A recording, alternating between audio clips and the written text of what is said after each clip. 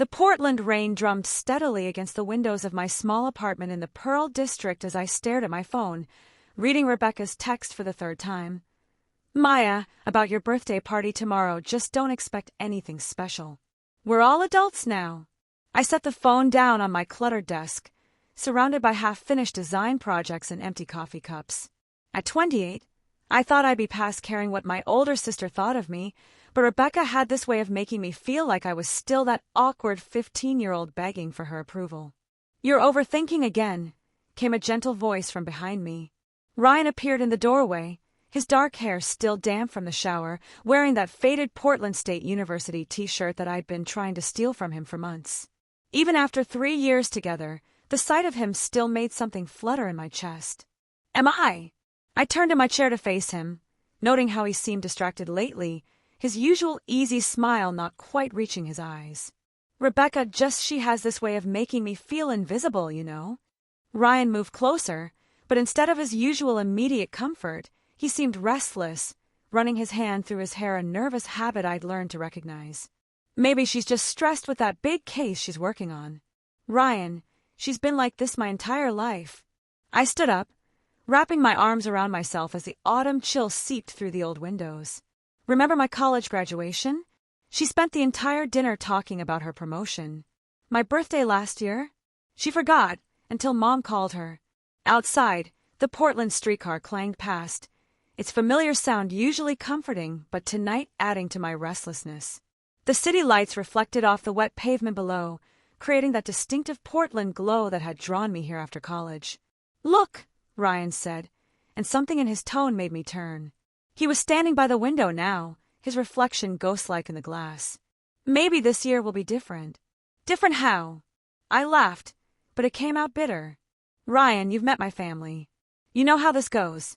Rebecca will show up in some designer outfit, make subtle comments about my creative pursuits not being a real career, and everyone will hang on her every word while I smile and pretend it doesn't hurt. He turned from the window, and for a moment, I caught something in his expression. Nervous energy, maybe even guilt?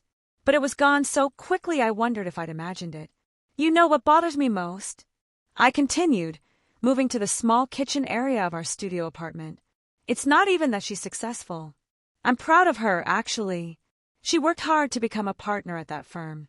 It's that she acts like my dreams don't matter because they're different from hers. The coffee maker gurgled to life as I hit the brew button, a ritual that had become essential to my evening routine. Through the thin walls, I could hear our neighbor Mrs. Patterson watching her evening news, the volume turned up too loud as always. Tell me about your dreams, Ryan said softly, moving to lean against the small kitchen counter. This was new. Usually when I went into one of my Rebecca spirals, he'd try to change the subject or suggest we watch something on Netflix. You know my dreams, I said, surprised by the question. The graphic design studio, working with local Portland businesses, maybe eventually doing book covers for indie authors. No, I mean, what do you dream about for us? The question caught me off guard. I looked at him, really looked, and saw something I'd been too caught up in my own anxieties to notice. There were new lines around his eyes, the kind that came from keeping secrets, and his usually steady hands were fidgeting with the sleeves of his shirt. Ryan, is everything okay? A cold dread started forming in my stomach. You've been acting strange lately. If you're having second thoughts about us, about moving in together permanently when the lease is up. Maya, no. He moved toward me quickly, his hands finding mine. It's nothing like that. I've been thinking about the future a lot lately. The future? I repeated, studying his face. Ryan, you're scaring me. Are you okay? Is it work? I know that new principal has been making things difficult. He shook his head, squeezing my hands. Work's fine. Teaching's fine. It's just, he paused, seeming to wrestle with something. Tomorrow's your birthday. Your 29th birthday. Don't remind me, I groaned. One more year closer to 30, and still fighting with my sister like we're teenagers. That's not what I meant. His voice was soft, almost vulnerable. I meant, we've been together 3 years. You're about to turn 29. I'm 31. We love each other. My heart started beating faster. Ryan, what are you trying to say? Before he could answer, my phone buzzed with a text from my best friend Zoe. Can't wait for tomorrow. Everything's going to be perfect, I promise. Trust me on this one, Em. Ryan glanced at the phone, and that strange expression crossed his face again. Zoe's been helping with the party planning, right? Yeah, she insisted on handling all the decorations. I frowned. Why? No reason. I'm glad you have someone like her in your life. Someone who really sees you. The coffee maker beeped, filling the small space with the rich aroma that always made our tiny apartment feel more like home. But something in Ryan's tone made me pause. There was a weight to his words, a significance I couldn't quite grasp. Ryan, you're really freaking me out. Can you please just tell me what's going on? He was quiet for a long moment, standing in the warm, yellow light of our kitchen, the Portland skyline twinkling behind him through the rain-streaked windows. Finally, he moved closer, pulling me into his arms. I love you, Maya. More than I ever thought I could love anyone. I melted into his embrace, breathing in his familiar scent, a mix of the soap he used and something uniquely him that I'd never been able to identify. I love you too, but you're still being weird. He laughed, and for the first time in days, it sounded genuine. Can't a guy be sentimental about his girlfriend's birthday? Since when are you sentimental? I pulled back to look at him. You once forgot Valentine's Day and tried to make up for it by buying me gas station flowers. Hey, those were very nice gas station flowers, he protested, his smile finally reaching his eyes. And I've learned a lot since then. As we stood there in our small kitchen, rain pattering against the windows and the city humming quietly around us, I felt some of my anxiety ease. Maybe Rebecca would always be Rebecca. Maybe family dynamics would always be complicated. But I had this Ryan's arms around me, our little life we built together in this city we both loved. Promise me something, I said against his chest. Anything. Tomorrow at the party, if Rebecca starts in on me about my career or my life choices, just stay close. I know it's pathetic that I need backup to deal with my own sister, but it's not pathetic. His arms tightened around me. And yes, I promise. I'll be right there with you. But even as he made the promise, I caught something in his voice, a note that suggested he knew something I didn't. When I pulled back to look at his face, though, he just smiled and suggested we watch a movie before bed. As we settled onto our small couch, Ryan's arm around me and a blanket pulled up to our chins, I tried to shake the feeling that everything was about to change. Outside, Portland glittered in the rain, the same as always, but something in the air felt different. Electric, like the city itself was holding its breath, waiting for something to happen. I fell asleep that night with my head on Ryan's shoulder, unaware that in less than 24 hours, my entire world would shift in ways I never could have imagined. I woke up to the smell of pancakes and the sound of Ryan humming in the kitchen, something he only did when he was either very happy or very nervous. Given his behavior lately, I wasn't sure which one it was. "Happy birthday, beautiful," he said as I padded over in my pajamas, my hair sticking up in about 15 different directions. The small dining table was set with our mismatched dishes, but he'd added a mason jar filled with wildflowers, definitely not gas station flowers this time. "These are gorgeous," I said, touching the delicate petals of what looked like wild lupin and Indian paintbrush. "Where did you find wildflowers in October?" "I have my sources," he said mysteriously, flipping a pancake with more flair than strictly necessary. "Besides, you always said store-bought flowers felt too formal." I studied his face as he cooked. The nervousness was definitely winning out over happy. His jaw was tight, and he kept glancing at his phone like he was waiting for something. "Ryan, seriously, what is going on with you? Can't a guy make his girlfriend birthday pancakes without getting the third degree?" But his smile was forced, and when his phone buzzed, he practically lunged for it. "Zoe again?" I asked, noting how quickly he read the message. "Yeah, just party logistics." He slipped the phone into his pocket. "She's very thorough about planning." That was one word for it. Zoe had been my best friend since we met in a coffee shop 5 years ago. She was reading a design magazine while I sketched in my notebook, and we bonded over our shared love of typography and strong coffee. But thorough wasn't usually how I describe her approach to anything. Zoe was more of a wing it and see what happens kind of person. "Where is this party happening again?" I asked, realizing I'd let Zoe and Ryan handle all the details while I was buried in work deadlines. "That community center in Laurel Hills Park." Zoe thought the view of the city would be nice for photos. I nodded, but something nagged at me. The Laurel Hills Community Center was beautiful, but it was also expensive, more expensive than I thought made sense for my birthday party. When I'd suggested having people over to our apartment, Zoe had insisted we needed more space. How many people are coming? I asked. I don't know, maybe 40? 50. Ryan's voice pitched higher. Zoe has the final count. 50 people. For my birthday. When last year I'd been happy with pizza and a movie night with 6 friends. My phone rang, interrupting my growing confusion. Rebecca's name flashed on the screen, and my stomach immediately knotted. Happy birthday, little sister. Rebecca's voice came through crisp and professional, even on a Saturday morning. I'm running a bit behind today, had to come into the office for a few hours, but I'll be there this evening. Thanks for coming, I said, trying to inject some warmth into my voice. It means a lot. Well, don't expect anything too special, she said, and I could practically hear her eye roll. It's just another birthday, after all. We're all adults now. There it was. The casual dismissal that always made me feel about 2 inches tall. Ryan must have seen my face change because he moved closer, his hand finding my shoulder.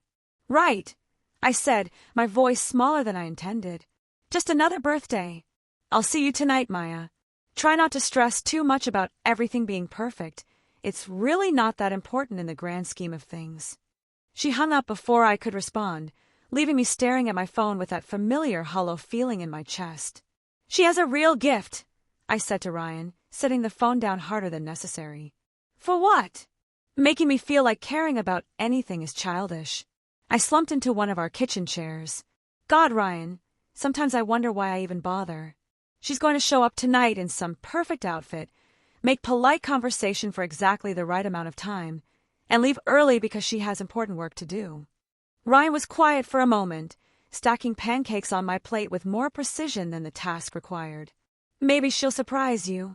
Rebecca doesn't do surprises. Rebecca does calculated, strategic moves that advance her position in life. People change, Maya. I looked at him sharply. Since when are you Team Rebecca? I'm not Team Rebecca. I'm Team you giving people a chance to do better. Before I could respond, there was a knock at our door. Ryan nearly jumped out of his skin, which would have been funny if it wasn't so concerning. I'll get it, he said quickly, practically jogging to the door. It was Zoe, carrying what appeared to be 3 different bags and looking unusually put together for a Saturday morning. Her usually wild curly hair was styled, and she was wearing makeup. Zoe, who considered mascara formal wear. Birthday girl, she squealed, dropping her bags and pulling me into a hug that smelled like expensive perfume instead of her usual paint fumes and coffee. Are you ready for tonight? I think so, I said, pulling back to look at her. Zoe, you look different. Good different or bad different? Fancy different. Since when do you own lipstick that coordinated with your outfit? She glanced quickly at Ryan, who was hovering nearby with that same nervous energy. Can't a girl make an effort for her best friend's birthday? Something was definitely going on. Zoe and Ryan were acting like they were part of some secret club I hadn't been invited to join. Okay, what is happening here? I crossed my arms. You two are acting like you're planning a surprise invasion of a small country. We're not planning anything, Zoe said too quickly. Just a party. A normal, regular birthday party. In a community center that costs more than my monthly coffee budget? It's not that expensive, Ryan interjected. How would you know how much it costs? Another look passed between them, quick, guilty, loaded with meaning I couldn't decipher. I helped Zoe with the booking, Ryan said finally. And it's your birthday, Maya. You deserve something nice. Since when do either of you have money for something nice? I was getting frustrated now. Zoe, you're a freelance photographer who lives on ramen and optimism. Ryan, you're a teacher, which means you're basically a saint who's taken a vow of financial poverty. Where is the money for this party coming from? Don't worry about the money, Zoe said firmly. Just focus on having fun tonight. That's what I'm afraid of. I sank onto the couch. You know what? Maybe Rebecca's right. Maybe I am expecting too much. Maybe I should just be grateful people are showing up at all. Maya, no. Ryan sat beside me, taking my hands. Don't let her get in your head like that. Why not? She's not wrong. I'm turning 29. I live in a studio apartment, and my biggest accomplishment this year was designing a logo for a local food truck. Maybe it's time to accept that this is just what my life looks like. Stop, Zoe said sharply. Maya, look at me. I looked up to find her crouched in front of me, her expression more serious than I'd seen it in years.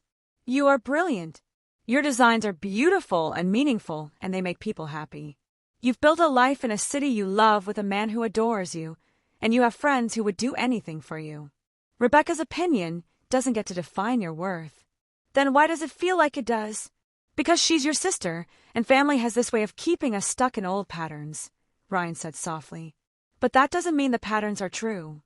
I looked between them, Ryan with his gentle eyes and nervous energy, Zoe with her uncharacteristic seriousness and fancy lipstick, and felt a surge of affection mixed with confusion. I love you both, but you're still acting weird. We love you too, Zoe said, standing up. And tonight is going to be amazing. You just have to trust us. Famous last words. I muttered, but I was smiling despite myself. The rest of the day passed in a blur of preparation. Ryan disappeared for a few hours, claiming he had errands to run, while Zoe stayed with me, helping me pick out an outfit and doing my makeup with a skill level I didn't know she possessed. Since when do you know how to do winged eyeliner? I asked as she worked. YouTube, she said quickly. Amazing what you can learn online these days. By the time evening rolled around, I was wearing a deep blue dress I'd forgotten I owned and makeup that made me look like a more polished version of myself. Ryan had returned with a nervous smile and another mysterious text message exchange with someone. Ready? He asked, offering me his arm. As we walked to his car, the Portland evening crisp and clear for once, I felt that same electric feeling from the night before. Like the universe was holding its breath, waiting to see what would happen next. I had no idea that in 2 hours, everything I thought I knew about my life and my place in it would change forever. The Laurel Hess Community Center was transformed. As Ryan and I walked through the doors, I stopped dead in my tracks, my breath catching in my throat. The usually simple space was draped in warm string lights, filled with flowers that looked like they came from some magazine spread, and buzzing with what had to be at least 60 people. Zoe said 40 people, I whispered to Ryan. She might have underestimated, he replied, but his voice was tight with nerves. Maya. My mom appeared first, pulling me into one of her crushing hugs that smelled like vanilla perfume and home. Happy birthday, sweetheart. Doesn't everything look beautiful? I looked around again, taking in details I'd missed in my initial shock. Professional-looking photography equipment set up in one corner. When had Zoe gotten gear like that? A dessert table that looked like it belonged at a wedding, not a casual birthday party. And people, so many people. Mom, how did you? I started, but she was already steering me deeper into the room. Zoe worked so hard on all of this, Mom said, and something in her tone made me look at her more closely. She seemed almost as nervous as Ryan, her smile bright but forced. Where is Zoe? I asked, scanning the crowd. She's around somewhere, making sure everything's perfect, Mom said vaguely. Perfect. That word again. Nothing in my life was usually perfect, and I'd made peace with that. So why did everyone suddenly seem invested in making tonight perfect? Maya. My cousin Lisa appeared, drink in hand and grinning widely. This party is incredible. Zoe really outdid herself. Yeah, she really did, I agreed, still feeling off balance. And Ryan, Lisa continued, lowering her voice conspiratorially, he's been so nervous all week. I saw him at the coffee shop on Tuesday, and he looked like he was about to throw up. He did. I turned to look for Ryan, but he disappeared into the crowd. Oh yeah, totally stressed. But good stressed, you know. Like, excited stressed. Excited stressed. About my birthday party. Nothing about this was making sense. I mingled for the next hour, accepting hugs and birthday wishes, but I couldn't shake the feeling that I was missing something crucial. Everyone seemed to know something I didn't. They kept giving me these meaningful looks and asking if I was ready for tonight, in ways that suggested they weren't just talking about cake and presents. Maya, there you are. Zoe finally appeared, looking flushed and slightly frantic. Having fun. It's amazing, Zoe, but I pulled her aside. This must have cost a fortune. Please tell me you didn't go into debt for my birthday. Don't worry about money, she said, the same thing she'd said that morning. Just enjoy yourself. Zoe, seriously. Where did the money come from? She glanced around the room, her eyes landing on something over my shoulder. "Oh, look! Rebecca just got here." I turned to see my sister entering the room, and my stomach immediately tightened. She looked perfect, as always wearing a sleek black dress that probably cost more than I made in a month, her hair styled in a way that looked effortless but had definitely required professional help. "Maya, happy birthday," she said, approaching with that controlled smile I knew so well. "This is quite a production." "It wasn't my idea," I said quickly, hating how defensive I sounded. "I'm sure it wasn't." Rebecca looked around the room with barely concealed judgment. "It's very festive." And there it was, the subtle dismissal wrapped in polite words. Festive, like my birthday was some child's theme party that adults were humoring. "The decorations are beautiful," I said, trying to inject some strength into my voice. "If you like that sort of thing," Rebecca replied with a shrug. "Though I have to say, I'm surprised so many people showed up. I mean, it's not like this is a milestone birthday or anything special." The words hit me like a physical blow. Not anything special. There it was again, the casual dismissal of anything that mattered to me. "Rebecca," I started, but she was already moving on. "I can only stay for a little while," she continued. "I have depositions to review tomorrow, and this week is going to be brutal with the Morrison case." Of course she did. Of course she had important lawyer things that were more significant than her sister's birthday. I felt something crumble inside me, the same way it always did when Rebecca reminded me of my place in the world. Not special, not important, just Maya, with her little life and little dreams and little birthday party that was trying too hard to be something it wasn't. "Excuse me," I managed, turning away from Rebecca before she could see the tears starting to form. I pushed through the crowd, ignoring friends calling my name, heading for the bathroom where I could have a private breakdown in peace. This was exactly what I'd been afraid of, Rebecca showing up and making me feel small and ridiculous for caring about anything.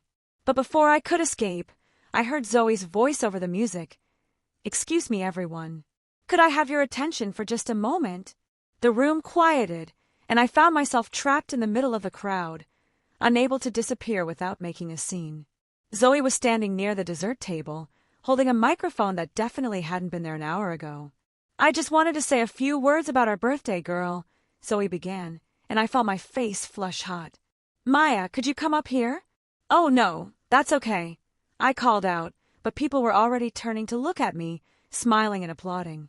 "Come on, Maya," someone shouted, and suddenly I was being gently pushed toward the front of the room, my heart pounding with embarrassment. This was a nightmare. Public attention on my birthday, right after Rebecca had made me feel worthless. I just wanted to disappear.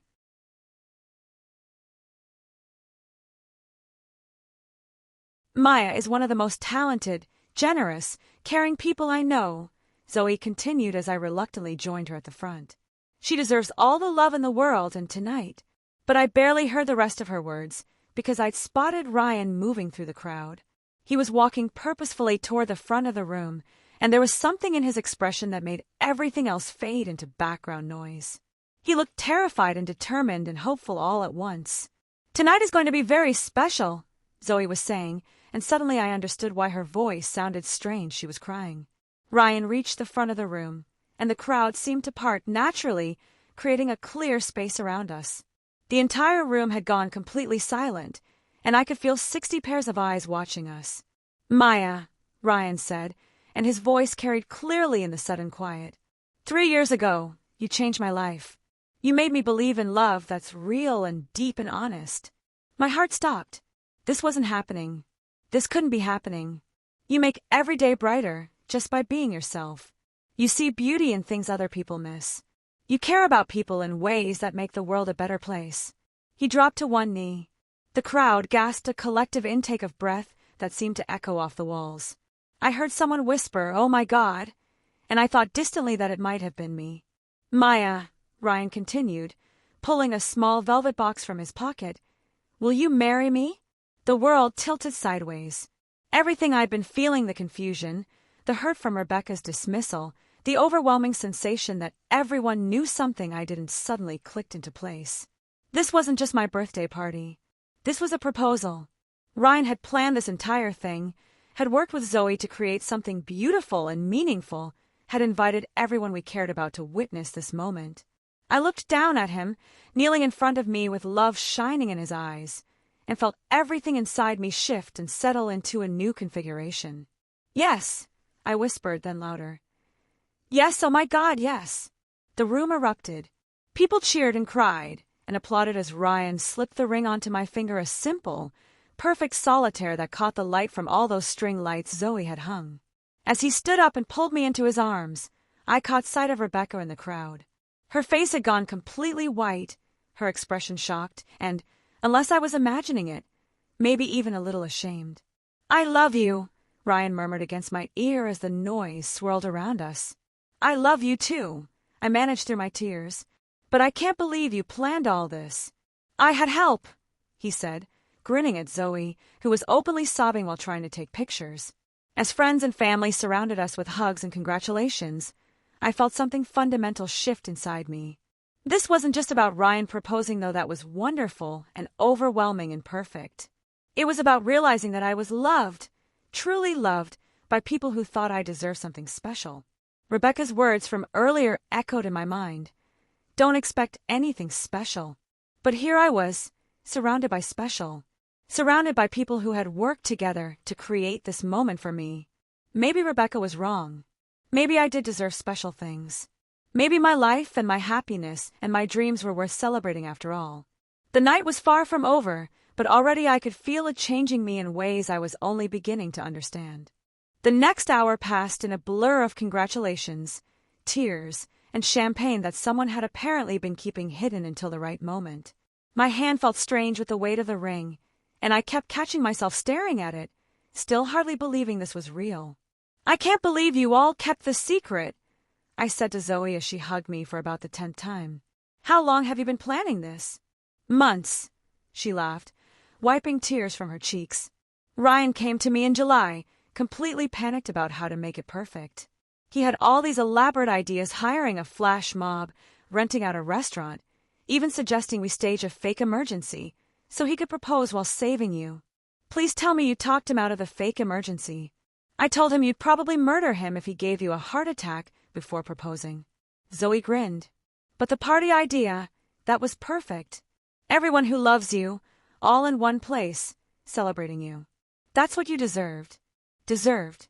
There was that word again, but this time it didn't feel foreign or uncomfortable. For the first time in years, I was starting to believe it might be true. "Maya," a quiet voice behind me made me turn. Rebecca stood there, looking smaller somehow than she had earlier. Her perfect composure had cracked, and she seemed almost uncertain. "Rebecca," I said carefully, unsure what to expect. She started, then stopped, looking uncharacteristically lost for words. "I owe you an apology." The noise of the party seemed to fade into the background. In my peripheral vision, I could see Ryan watching us with concern, ready to step in if needed. "What I said earlier," Rebecca continued, "about not expecting anything special, that was cruel and wrong." I stared at her, shocked. Rebecca never apologized. Rebecca doubled down, justified, explained why she was actually right.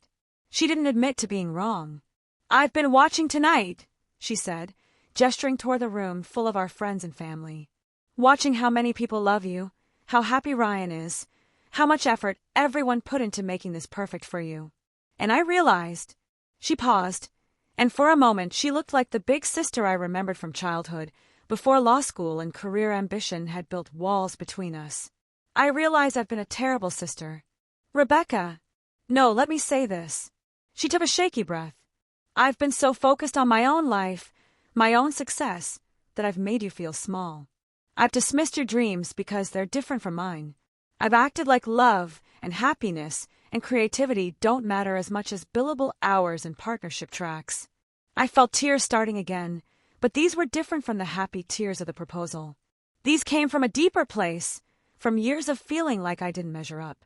"But watching you tonight," Rebecca continued, "seeing how genuinely happy you are, how many people adore you, how Ryan looks at you like you're the center of his universe, Maya, you have something I've been working my whole life to achieve and missing completely."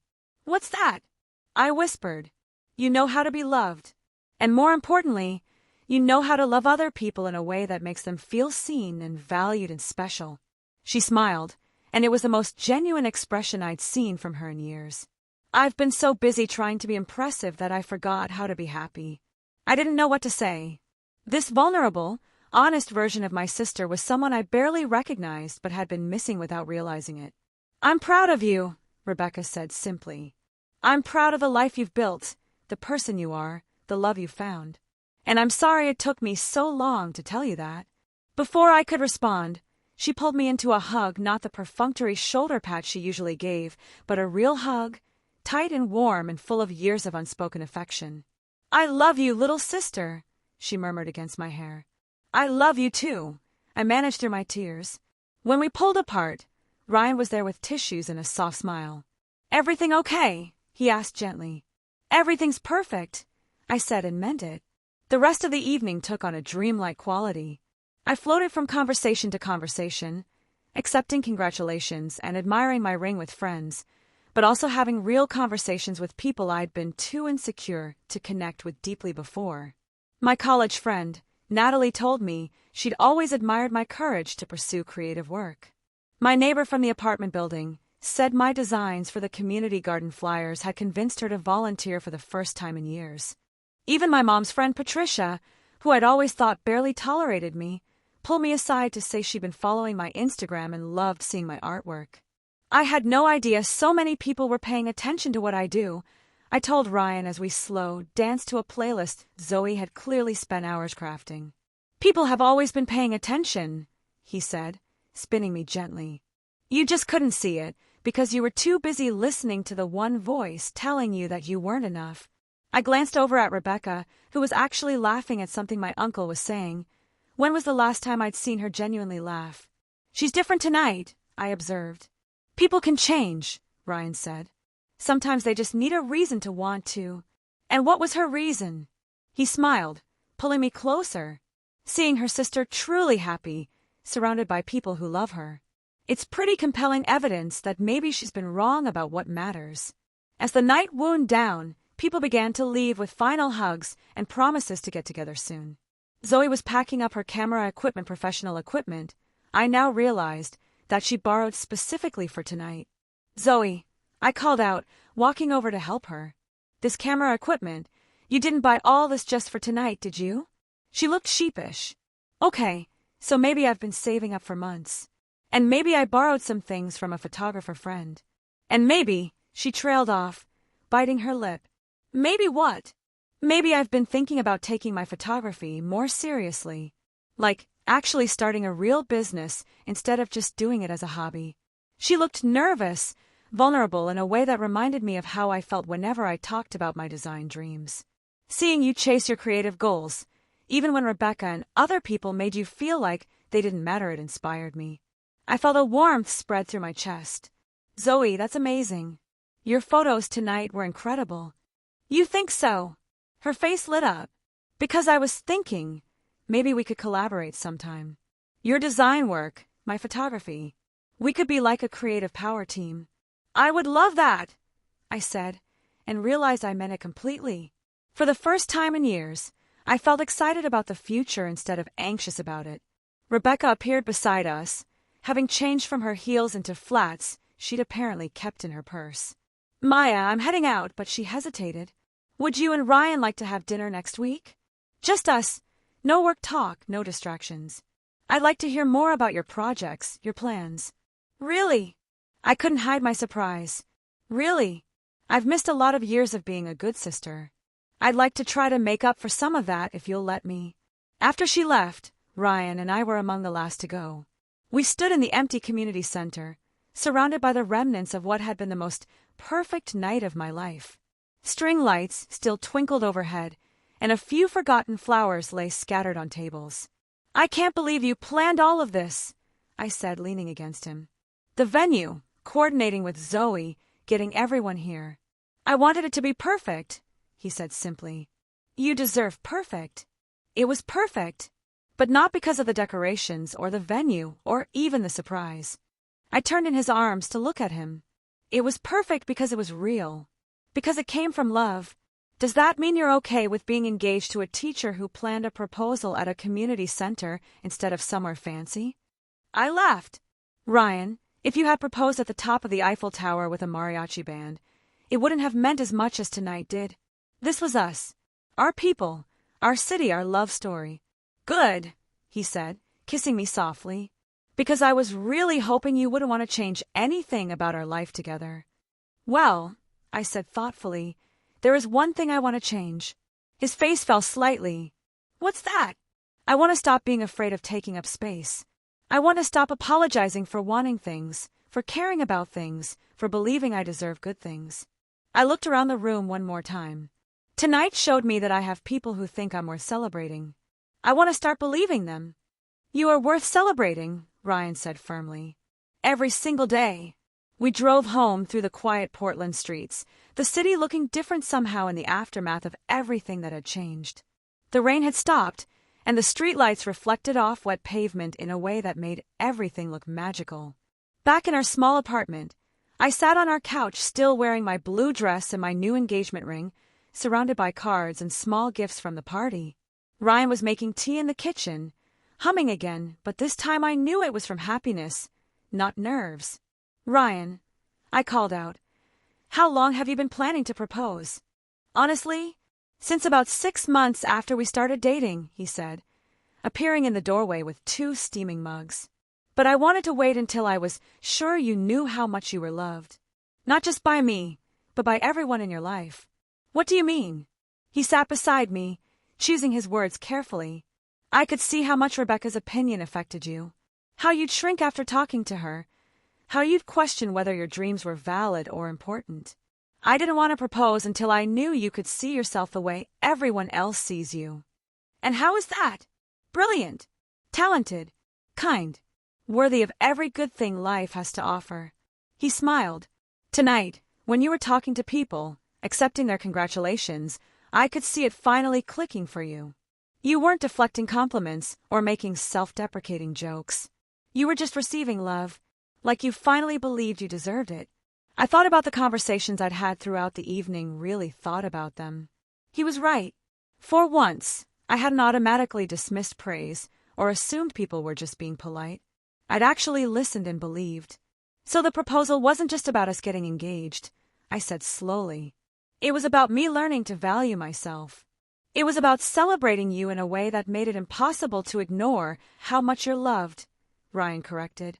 The engagement was just the obvious next step for someone as amazing as you are. I curled up against him, feeling the weight of the day settling over me in the best possible way. I keep thinking about what Rebecca said, about forgetting how to be happy while trying to be impressive. What about it? I think I've been doing the same thing, just from the other direction. I've been so focused on not being impressive enough that I forgot to notice I was already happy. Ryan's arms tightened around me. And now I'm engaged to my best friend. I have a sister who wants to actually be sisters, and my best friend wants to start a business with me. I looked around our small apartment at the mismatched furniture and the stack of design magazines and the wildflowers Ryan had brought me that morning. Now I think I'm exactly where I'm supposed to be, even in a studio apartment with a broken dishwasher and neighbors who play music too loud. Especially here, I said firmly. This is our life, Ryan. Our real, imperfect, beautiful life. And I don't want to change a thing about it. Well, almost nothing. Actually, I said, holding up my left hand to admire my ring in the lamplight, I do want to change one thing. What's that? I want to be your wife. He grinned, the same grin that had made me fall in love with him 3 years ago. I think that can be arranged. Outside, Portland hummed quietly around us, the streetcar clanging in the distance, rain beginning to fall again, the city settling into another peaceful night. But inside our small apartment, everything was different. Everything was new. I was different. New. And for the first time in my adult life, I couldn't wait to see what came next. 6 months later, the morning of our wedding dawned clear and bright, a rarity in Portland that everyone took as a good omen. We decided on a simple ceremony in Laurelhurst Park, right near the community center where Ryan had proposed. I stood in the small, bridal suite of the park's pavilion, looking at myself in the mirror. My dress was simple, elegant, and entirely me, not what I thought I should wear, but what I actually wanted. Zoe was behind me, putting the finishing touches on my hair and makeup. "You look perfect," she said, stepping back to admire her work. "I feel perfect," I replied and meant it. There was a soft knock on the door, and Rebecca peered in. "Are you ready for visitors?" "Come in," I said, turning to face my sister. Rebecca looked beautiful in the soft green dress we'd picked out together a shopping trip that had become less about finding the right outfit and more about rebuilding our relationship. She'd been true to her word over the past 6 months, making an effort to be present in my life in ways she never had before. "I have something for you," she said, pulling a small wrapped box from her purse. Inside was a delicate bracelet, clearly vintage and obviously precious. "It was Grandma's," Rebecca explained. "Mom gave it to me when I graduated law school, but I think it should be yours today. Something old for your something old."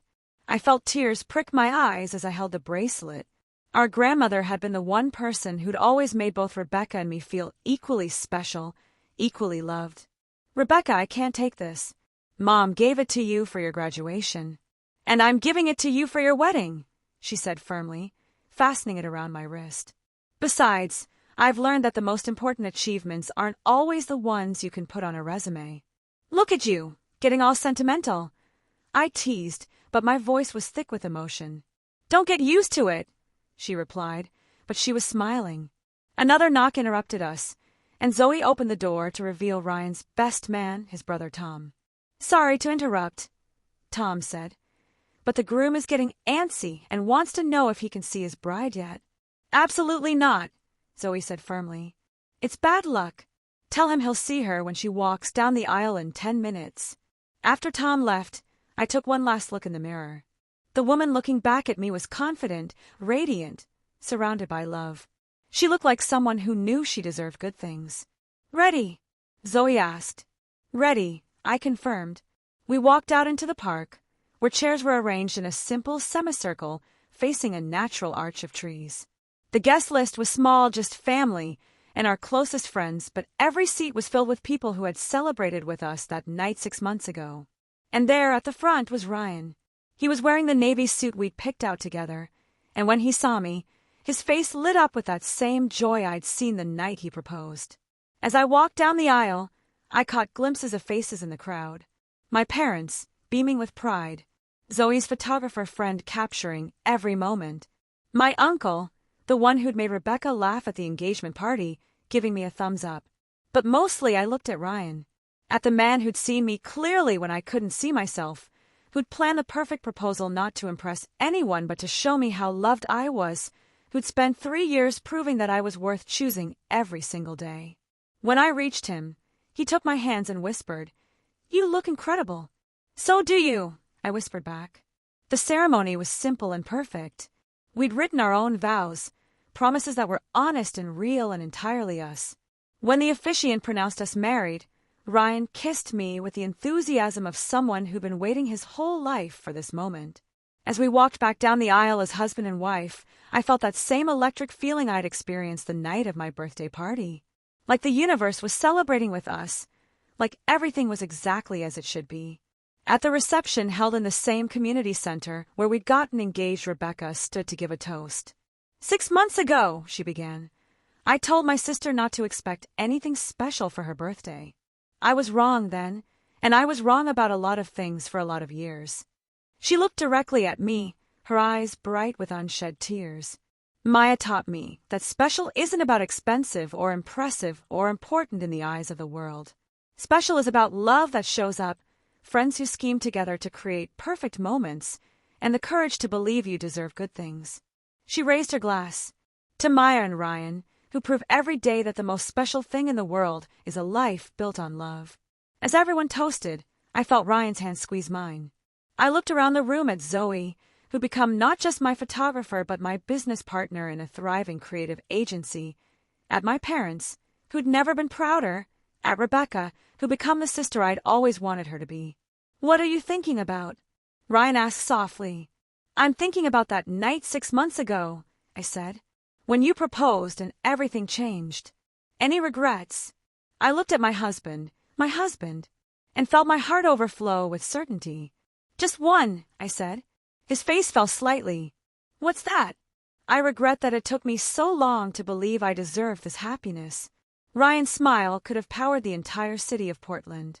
"Well," he said, pulling me closer, "we have the rest of our lives for you to make up for lost time." As we swayed together on the small dance floor, surrounded by everyone we loved, I realized he was absolutely right. We had the rest of our lives to build our dreams, to love each other, to create new moments as perfect as this one. And for the first time in my life, I couldn't wait to see what came next.